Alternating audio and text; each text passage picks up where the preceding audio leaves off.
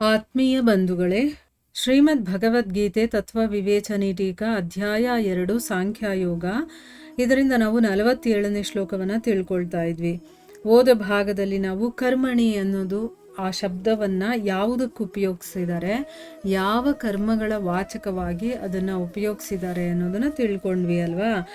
ಈಗ ಇನ್ನೊಂದು ಪ್ರಶ್ನೆ ಇದೆಯಲ್ಲ, ಅದರಲ್ಲಿ ನಿನಗೆ ಕರ್ಮ ಮಾಡೋದ್ರಲ್ಲೇ ಅಧಿಕಾರ ಇದೆ ಅಂತ ಹೇಳಿದಾನಲ್ಲ ಭಗವಂತ, ಅದನ್ನ ಯಾಕೆ ಹೇಳಿದಾನೆ ಅನ್ನೋದಕ್ಕೆ ಇಲ್ಲಿ ಈಗ ಉತ್ತರವನ್ನ ಕೊಡ್ತಾ ಇದ್ದಾರೆ. ಮೊದಲನೇದೇನು ಅಂತಂದ್ರೆ, ಈ ಒಂದು ಮನುಷ್ಯ ಶರೀರದಲ್ಲಿ ಮಾತ್ರ ಜೀವನಿಗೆ ಹೊಸ ಕರ್ಮಗಳನ್ನು ಮಾಡೋದಕ್ಕೆ ಸ್ವಾತಂತ್ರ್ಯವನ್ನು ಭಗವಂತ ಕೊಟ್ಟಿದ್ದಾನೆ. ಈಗ ನಮಗೆ ಶರೀರ ಸಿಗೋದು ಯಾಕೆ ಅಂತಂದರೆ, ಹೋದ ಜನ್ಮದಲ್ಲಿ ನಾವು ಏನೋ ಒಂದು ತಪ್ಪು ಮಾಡಿರ್ತೀವಿ ಅಥವಾ ಇಚ್ಛೆ ಪಟ್ಟಿರ್ತೀವಿ, ನನಗೆ ಈ ಥರ ಒಂದು ಆಸೆಗಳು ಇರುತ್ತಲ್ವ, ಅದನ್ನು ಪೂರ್ತಿ ಮಾಡ್ಕೊಳ್ಳೋದಕ್ಕೆ ಮತ್ತು ನಾನು ಮಾಡಿರುವಂಥ ಕರ್ಮದ ಫಲವಾಗಿ ನಮಗೆ ಈ ಶರೀರ ಸಿಕ್ಕಿರುತ್ತೆ, ಇದನ್ನು ಅನುಭವಿಸ್ತಾ ಇರ್ತೀವಿ. ಆದರೆ ಮನುಷ್ಯನಿಗೆ ಒಂದು ವಿಶೇಷತೆಯನ್ನು ಕೊಟ್ಟಿದ್ದಾನೆ.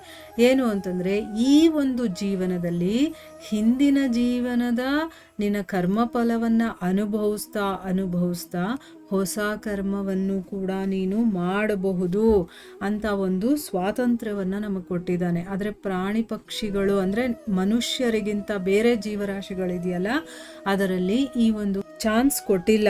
ಅದಕ್ಕೆ ಇಲ್ಲಿ ಹೇಳ್ತಾ ಇದ್ದಾರೆ ಮನುಷ್ಯ ಶರೀರದಲ್ಲೇ ಅಂತ ಹೇಳಿದ್ದಾರೆ ನೋಡಿ. ಅದಕ್ಕೋಸ್ಕರ ಅವನು ತನ್ನ ಅಧಿಕಾರಕ್ಕೆ ಅನುಸಾರವಾಗಿ ಭಗವಂತನ ಆಜ್ಞೆಯ ಪಾಲನೆ ಮಾಡ್ತಾ ಇದ್ರೆ ಅಂದ್ರೆ ಏನು, ಈಗ ನನಗೆ ಅಧಿಕಾರ ಕೊಟ್ಟಿದ್ದಾನೆ ಭಗವಂತ, ನಿನಗೆ ಹೊಸ ಕರ್ಮವನ್ನು ಮಾಡೋದಕ್ಕೆ ನಿಂಗೆ ಸ್ವಾತಂತ್ರ್ಯ ಕೊಟ್ಟಿದ್ದೀನಿ ಅಂತ. ಆದರೆ ನಮಗೆ ಅರಿವು ಇರಬೇಕು, ಇದು ಭಗವಂತನ ದಯೆ ನನ್ನ ಮೇಲಿರುವಂಥದ್ದು. ಸೊ ಅದಕ್ಕೆ ಭಗವಂತ ಏನೇನು ಹೇಳಿದನೋ ಆ ಆಜ್ಞೆಯ ಪಾಲನೆ ಮಾಡ್ತಾ ಇದ್ದಾಗ ಆ ಕರ್ಮಗಳಲ್ಲಿ ಮತ್ತು ಆ ಒಂದು ಫಲದ ಆಸಕ್ತಿ ಇದೆಯಲ್ಲ, ಅದನ್ನು ನಾವು ಕಂಪ್ಲೀಟಾಗಿ ತ್ಯಾಗ ಮಾಡಿ ಆ ಕರ್ಮಗಳನ್ನು ಪರಮಾತ್ಮನ ಪ್ರಾಪ್ತಿಯ ಸಾಧನೆಗಳನ್ನಾಗಿ, ಈಗ ನಾವು ಮಾಡ್ತಾ ಇರುವ ಕೆಲಸಗಳನ್ನೇ ಆ ಭಗವಂತನನ್ನು ಪಡೆಯೋದಕ್ಕೋಸ್ಕರನೇ ಮಾಡಿಕೊಂಡಾಗ ಅವನು ಸಹಜವಾಗಿಯೇ ಭಗವಂತನನ್ನು ಪ್ರಾಪ್ತಿ ಮಾಡಿಕೊಳ್ಬಹುದು ಅನ್ನೋದು ಇದರ ಅರ್ಥ. ಇಲ್ಲಿ ನೋಡಿ, ನಾವಿವಾಗ ಪ್ರತಿನಿತ್ಯ ನಾವೆಲ್ಲ ಕೆಲಸ ಮಾಡ್ತಾ ಇರ್ತೀವಿ, ಅಡುಗೆ ಮಾಡ್ತೀವಿ, ಮನೆ ಕ್ಲೀನ್ ಮಾಡ್ತೀವಿ, ಬೇರೆಯವ್ರ ಹತ್ರ ಮಾತಾಡ್ತೀವಿ, ಇದೆಲ್ಲ ಕೆಲಸಗಳನ್ನೆಲ್ಲ ಮಾಡ್ತಾ ಇರ್ತೀವಲ್ವ. ಇದೆಲ್ಲ ಭಗವಂತ ನನಗೆ ಕೊಟ್ಟಿರೋ ಜವಾಬ್ದಾರಿ ಅಂದ್ಕೊಂಡು ಮಾಡಿ ಅದನ್ನು ನಾವು ಆಧ್ಯಾತ್ಮಿಕರಿಸ್ಕೋಬೋದು. ಹೇಗೆ, ಇದನ್ನೆಲ್ಲ ನಾನು ಭಗವಂತನಿಗೋಸ್ಕರ ಮಾಡ್ತಾ ಇದ್ದೀನಿ, ಅಷ್ಟು ಚೇಂಜ್ ಮಾಡ್ಕೊಂಡ್ಬಿಟ್ರೆ ಅದು ಆಧ್ಯಾತ್ಮಿಕತೆ ಆಗುತ್ತೆ, ಭಗವಂತನಿಗೆ ನಾವು ಸೇವೆ ಮಾಡ್ದಂಗೆ ಆಗುತ್ತೆ. ಸೊ ಇಲ್ಲಿ ಆ ರೀತಿ ನಮ್ಮ ಕರ್ಮವನ್ನು ನಾವು ಚೇಂಜ್ ಮಾಡಿಕೊಂಡು ಪರಮಾತ್ಮನನ್ನು ಈಸಿಯಾಗಿ ನಾವು ಪಡ್ಕೊಳ್ಬಹುದು. ನಿನಗೆ ಈ ಸಮಯದಲ್ಲಿ ಮನುಷ್ಯ ಶರೀರ ಸಿಕ್ಕಿದೆ, ಅದಕ್ಕೋಸ್ಕರ ನಿನಗೆ ಕರ್ಮಗಳಲ್ಲಿ ಅಧಿಕಾರ ಇದೆ, ಅದಕ್ಕೋಸ್ಕರ ನೀನು ಈ ಅಧಿಕಾರದ ಸದುಪಯೋಗವನ್ನು ಮಾಡಿಕೊಳ್ಬೇಕು. ಅಂದರೆ ನೀನು ಯಾವ ರೀತಿಯ ಕರ್ಮಗಳನ್ನು ಮಾಡಬೇಕು ಅಂತ ಯೋಚನೆ ಮಾಡಿ ನೀನು ಮಾಡುವಂಥ ಅಧಿಕಾರವನ್ನು ಭಗವಂತ ಕೊಟ್ಟಿದ್ದಾನೆ. ಅದು ಮನುಷ್ಯ ಶರೀರದಲ್ಲಿ ಮಾತ್ರ ಸಾಧ್ಯ ಆಗೋದು.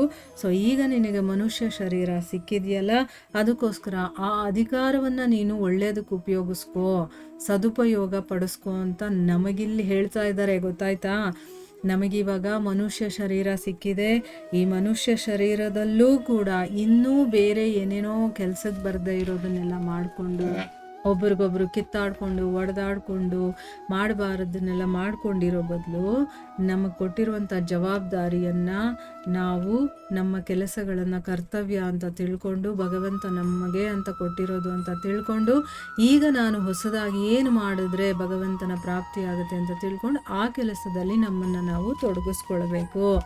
ಆಗ ನಮಗೆ ಭಗವಂತನ ಪ್ರಾಪ್ತಿ ಆಗುತ್ತೆ. ಅದನ್ನು ಹೇಳೋದಕ್ಕೋಸ್ಕರ ಇಲ್ಲಿ ಹೇಳಿದ್ದಾನೆ.